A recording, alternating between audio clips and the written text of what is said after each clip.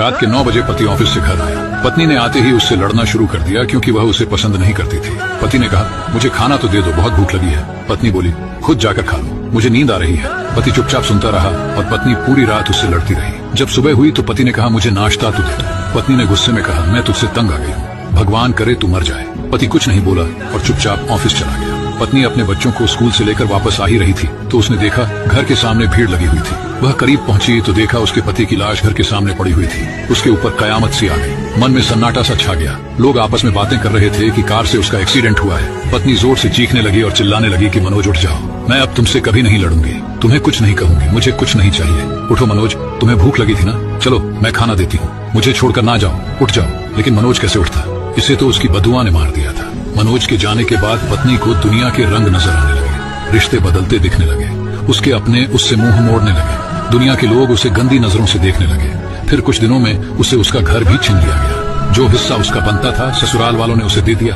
पति के मरने के बाद उसे एहसास हुआ कि पति जैसा भी हो, चाहे पसंद का हो या नापसंद का, लेकिन औरत के सर का ताज होता है। अगर सहमत है तो कमेंट में यस जरूर लिखें।